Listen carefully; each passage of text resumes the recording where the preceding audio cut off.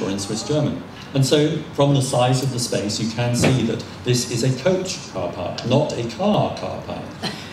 So, of course, she was rather angry, given that she had parked her car in a space marked car, and she'd even parked over the word car,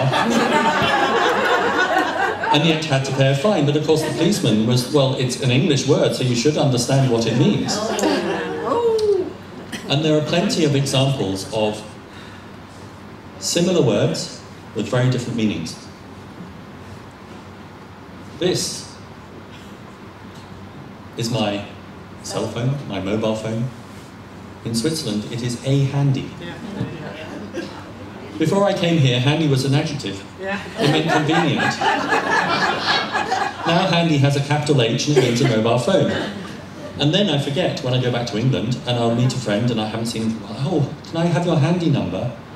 And they look at me and say, well, what handy number? How can I have a number that's convenient? And of course, I'm forgetting that handy is an English word but has a different meaning, and it's this: I want their cell phone number. But they have no idea what I'm talking about. And you very often find this. There's a word which the Swiss love using, it's called wellness. Go to England and you say wellness, and you kind of understand what it means, but you think, is it the opposite of illness? But it's not medical, it's a spa, it's a relaxation, so you have wellness hotels, you have wellness weekends, and it sounds like an English word. But most English people would never use it. And they could guess the meaning, but would probably not really know that it was to do with sitting in bubbles all day or having a massage. And it can be very difficult being the English speaker, because people, even if they're speaking German, people will put English words in there and expect you to understand their meaning of the English word. We were invited to a party and the dress code was smoking. And I thought, well, I don't smoke. But even if I did, how can I wear a verb? It's a very interesting fancy dress concept. Come as your favourite verb. But of course, smoking here is a tuxedo or a dinner jacket. A smoking. And so there are lots of occasions where speaking English is an advantage, and sometimes it's a disadvantage. I have a friend who speaks very good English, doesn't like small talk very much, and so when we invited her to a dinner party with some English friends who are over from England, I said, look, would you mind sitting next to this gentleman, because he doesn't speak German or French, and so I know you can cope with his English. He said, not at all. He said, I'll even have some topics prepared for small talk. Perfect. And about halfway through the evening, I noticed a sort of interesting silence at that end of the table. And I went over and I said to her in German, I said, is everything okay? Knowing that he wouldn't understand. And he was a gentleman of a certain age. And she said, well, I ran out of topics. It went much faster than I thought. And so I sort of ad-libbed and I was talking about my hobbies. And I said, well, that's fine. Hobbies is a perfectly valid small talk topic. It's not one we've learned, but it's fine. And I said, well, what was your hobby? She said, I like playing around with old-timers. And of course, for the old man sitting next to her, an old-timer was an old man. So she was implying she liked having sex with old men even before she'd got to dessert. Whereas for him, in English, an old-timer is a vintage car, or a vintage tram, or a vintage form of transport. So you have old-timer journeys, and you have old-timer exhibitions and old-timer excursions. Nothing to do with old men at all. Old-timer exhibitions are not old men on stage. It is lots of vintage cars together. And so it can lead to unfortunate moments of misunderstanding from the same word being used with different meanings. And I'll just read you one bit from the book, and I didn't bring one.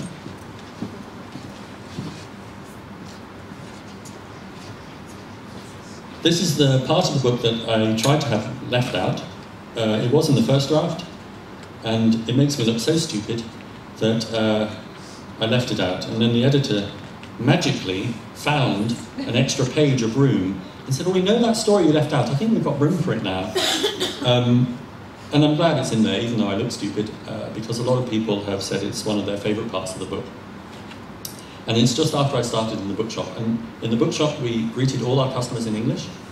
It was the English bookshop. If they answered in English, we carried on. If they answered in German, we switched to German. And if they answered in English, we presumed that their English was good enough for the conversation. Swiss customer.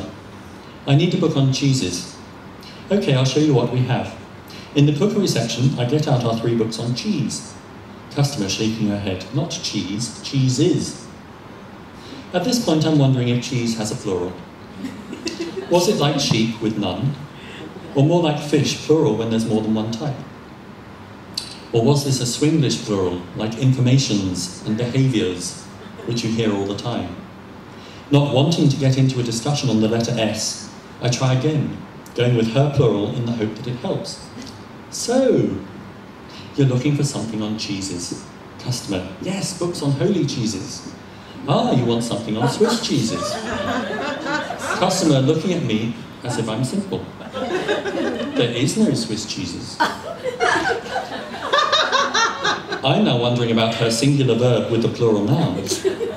We do have something on Swiss cheeses. Customer now very irritated. Cheeses was not Swiss. Cheeses was the Son of God. Oh, you mean Jesus? Finally catching up. Yes, this is what I'm saying, books on cheeses. And of course, for all my Swiss colleagues and other customers who were helpless on the floor laughing, not helping me at all, it was very clear what she had been asking for. But for an English ear, we are so used to the difference between a ch and a j that it's very clear, but to a Swiss ear, it's very hard to hear the difference. I have friends who have heard me read that out 10, 20 times, and afterwards they say, I still can't hear the difference. Because for a German speaker, a J is a Y, and a CH is a H. And so obviously there's no misunderstanding at all. But when they try to speak, or when they speak English, and normally speak wonderful English, it's not only the V and W, you get a lot of villages and vegetables, and you get used to that. But it's very unfortunate if you happen to be called Jerry and come from Vancouver, then you're Cherry from Vancouver. And it's really quite unfortunate because they're trying so hard, and many aspects of their English is far better than most native speakers. But every now and then a little pronunciation, and it's so hard not to laugh. And you really shouldn't laugh, because their English is so much better than your German. And I'm sure when I speak German, I make terrible pronunciation mistakes. But every now and then it is very funny. The book, Swiss Watching, is available as an ebook. Obviously, I can't sign that for you. Someone did ask me to sign their Kindle a few weeks ago. I thought that was quite an interesting idea, actually. We get an indelible pen and then get authors to sign the back of your Kindle as you meet them. It is available in German if you happen to speak German or have in-laws who do. And the second book, which was published last year, is a book of facts and figures about Switzerland.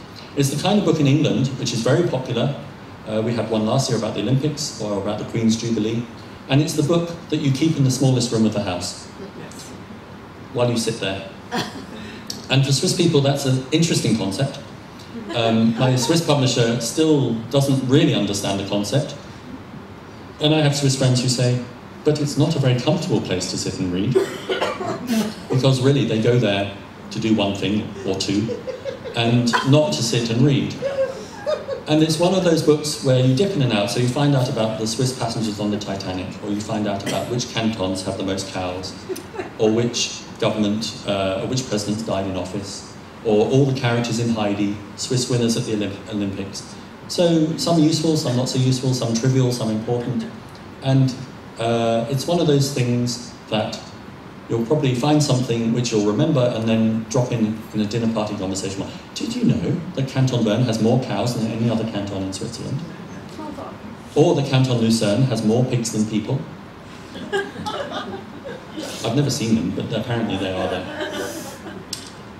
And that is time for our intermission. But first, if anyone has a question, there is a microphone in the middle. I'll happily answer questions about living here, about being an English speaker here. Any political stuff, please leave till afterwards, because I'll run through Swiss politics and then we can have a discussion about the different